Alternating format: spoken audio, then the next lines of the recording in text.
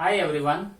So in today's video we will be discussing regarding the structure called as placenta. So placenta is basically an intimate connection or the organ which is being developed in between the developing fetus with that of the mother's uterine endometrium. So the placenta, as I said, it is an intimate connection between that of the fetus as well as the maternal uterus. So that is necessary for exchange of the substances between the fetus with that of the maternal uterus. So in case of the placenta, placenta basically is a dark reddish blue colored structure or an organ which is around 22 centimeters in length and it is around 2 to 2.5 centimeters in thickness and it generally weighs around 500 grams. So this placenta is being developed from that of the chorion. So as you know that we have discussed that the chorion is said to be the outermost extra embryonic membrane. So there the function of the extra embryonic membrane, that chorion, is to give rise to many finger-like structures. So these finger-like structures which are being formed, so they are said to be the chorionic villi. You can see here. So that is a chorionic villi, or else you can also see here. So these chorionic villi penetrates into the tissues, okay, of the mother uterus. And as it is being penetrating deep into that of the uterine tissue, thereby it results in the formation of the placenta. So as here the placenta is being formed from the chorion, this is why we call it as chorionic placenta. So this chorionic placenta consists of the fetal part. So the fetal part is the chorion and the maternal part which is the decidua basilis. Now what is this particular decidua basilis? Because here already you can see here we have written decidua basilis, we have written decidua parietalis and decidua capsularis. See, decidua is a word which we can say it as the modified the endometrium or the uterus of the mother's body. So this modified part of the endometrium or the uterus is called as decidua. So here the connection, see here you can see this is the maternal uterus which is being in contact with that of the fetal chorion. So this portion which you can see here, so this is called as decidua basilis, which is the maternal part of the placenta. And decidua capsularis, during the early embryonic life, okay, so the endometrium forms a thin rim over that of the embryo. So that thin rim of the endometrium which covers this embryo, you can see here. So this is the thin membrane which is being surrounding to that of the embryo. So that is called as decidua capsularis. This white line you can see here. So this is a capsule like which has been having or which has been consisting of the embryo. So that portion of the uterus which has the embryo, that is called as decidua capsularis. And the remaining part of the endometrium, so that is the outermost, so that is called as decidua parietalis. So decidua refers to modified uterus of the mother during the pregnancy time, right?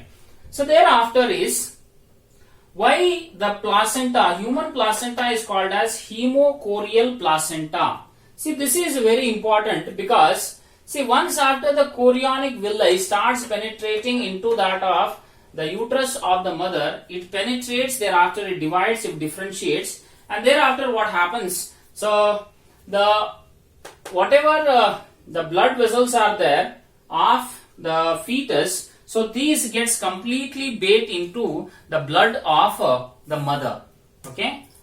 The blood vessels of this fetus gets completely bathed into that of the maternal blood. So that is why it is called as haemochorial placenta.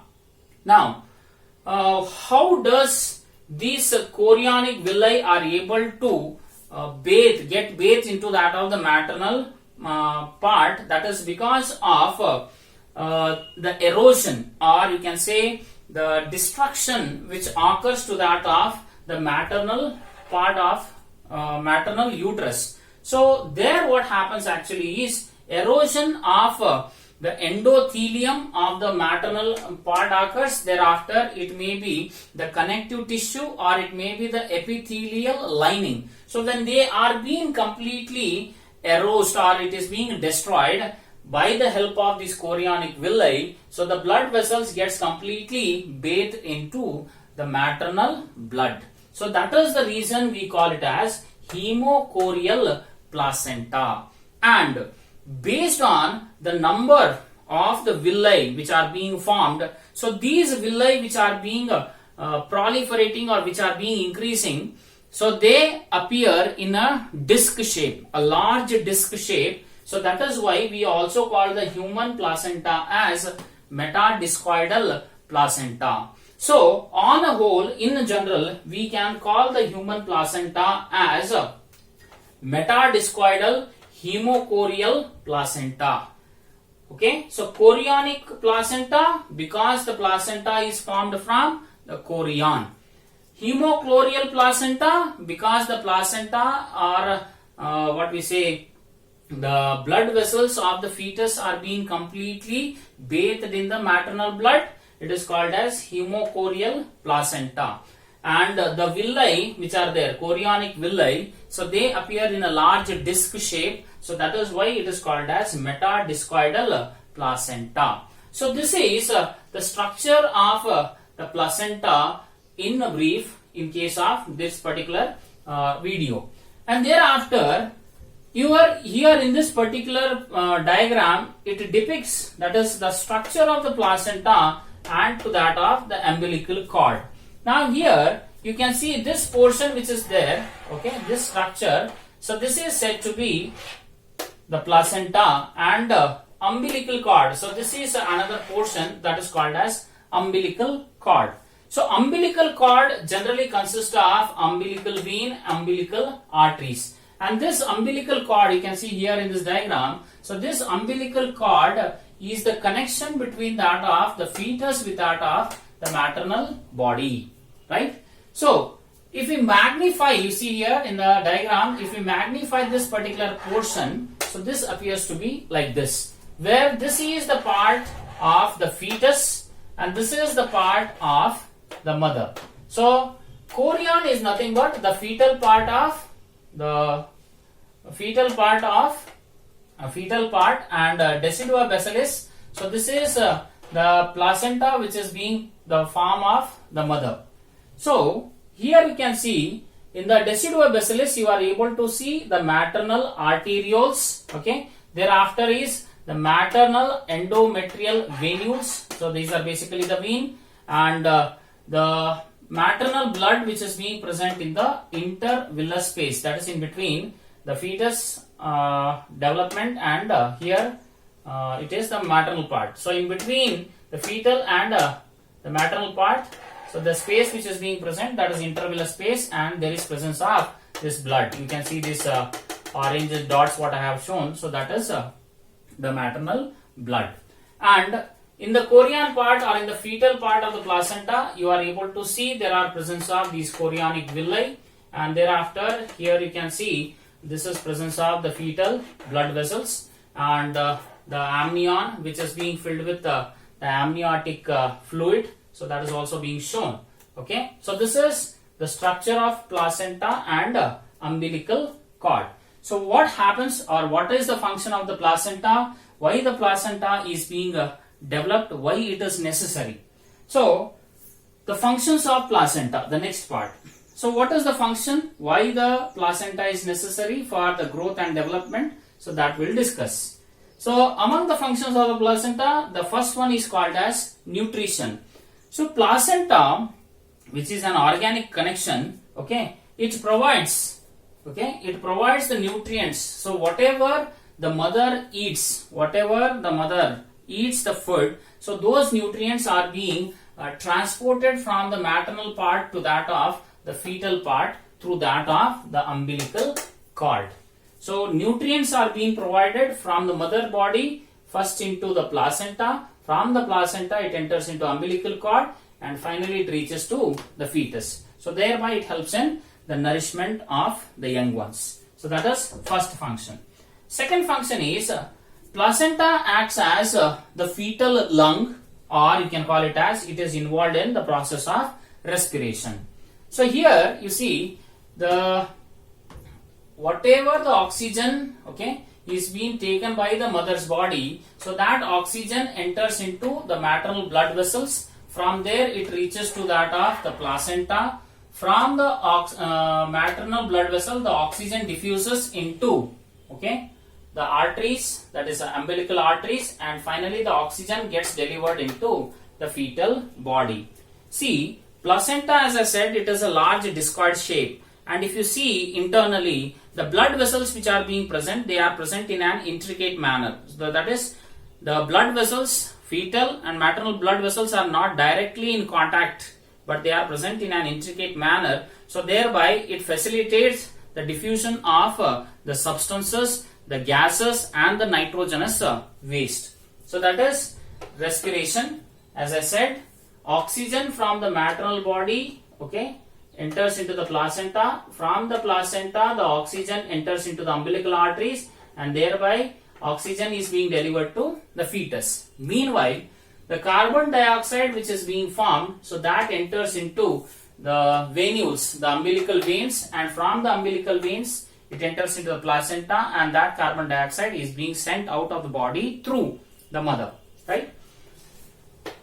Placenta acts as the fetal kidneys, or placenta is being involved in the process of excretion. So as I said, whatever the nitrogenous waste are being produced by the fetus, so this nitrogenous waste enters into the placenta through that of the umbilical vein, and thereby the nitrogenous waste gets diffused into the placenta, and from the placenta it enters into the maternal veins, and these maternal veins carry the nitrogenous waste to that of the maternal kidney, and in the maternal kidney the nitrogenous waste will be removed.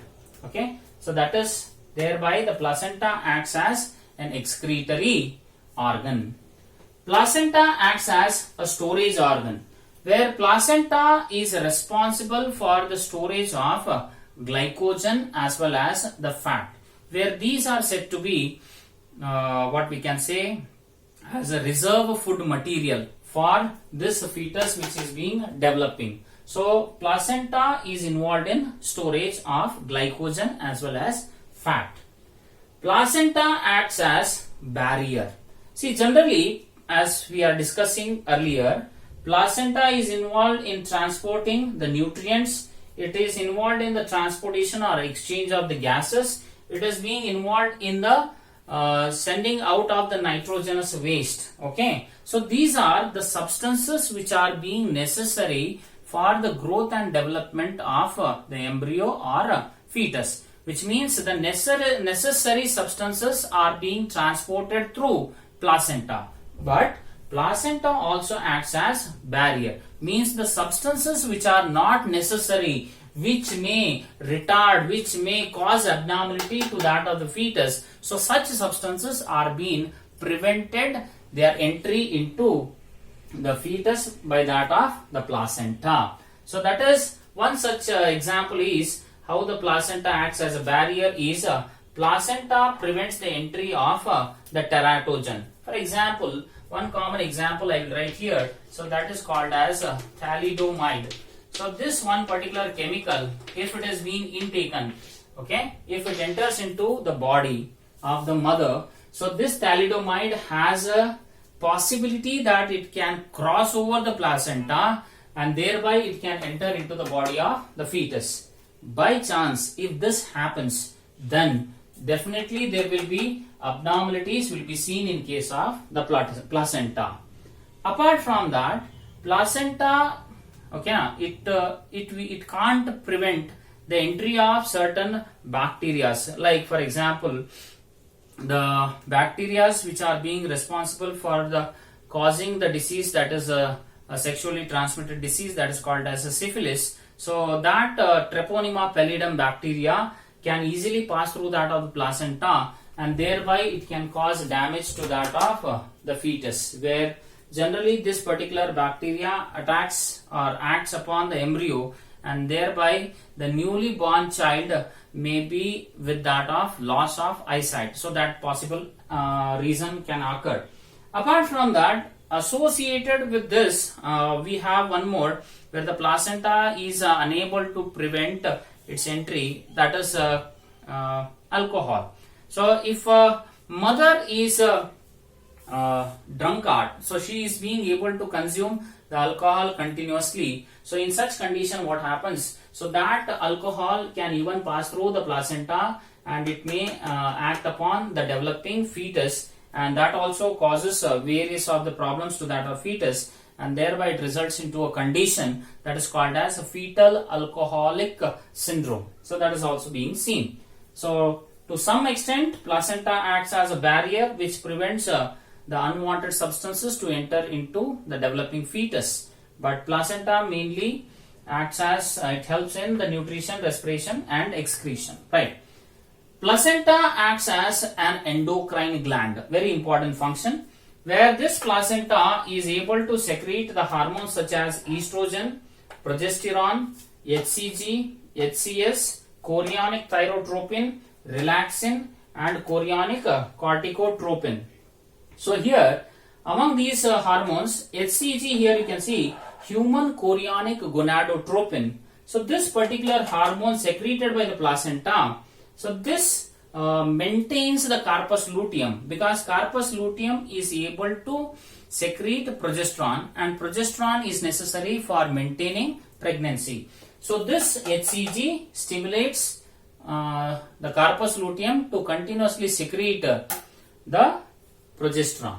Okay, HCS, human chorionic somatotropin, okay, are also called as human placental lactogen. So this HCS acts upon the mammary glands of the mother and stimulates the growth and development of these mammary glands, which means during the gestation period, the size of the mammary glands of the mother goes on increasing. That is because of the human chorionic somatotropin, are also called as human placental lactogen. Right.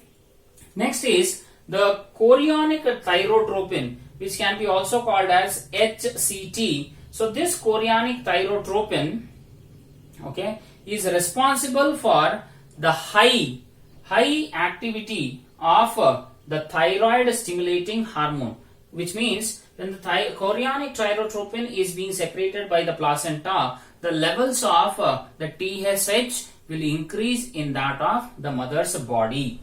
Next is relaxin. Relaxin is an hormone which generally facilitates the process of parturition. That is, this particular relaxin acts upon what we call acts by softening the connective tissues of the pubic symphysis, and thereby it facilitates the process of parturition. Next is chorionic corticotropin. Chorionic corticotropin hormone, when released from the placenta, so this acts upon the maternal anterior pituitary, and thereby it sends the signal for increase the synthesis of the ACTH, that is adrenocorticotropic hormone. It is not only these hormones are being, these are the hormones which are secreted during the placenta, but apart from that, during the pregnancy, it is the estrogen, progesterone, cortisol, or it may be prolactin or thyroxine. All these are being hormones which are being generally in the higher concentration in the mother's body only during pregnancy, that is necessary for the growth and development of the fetus. So this is all about the video that is called as the placenta, where placenta is basically in human beings is called as Metadiscoidal Haemochorial placenta. So this is a diagram where you can see the fetus is being located, and this is the portion of the placenta which is being magnified, where you can see decidua basilis is a maternal part of the placenta and chorion is the fetal part of the placenta. Okay, thank you.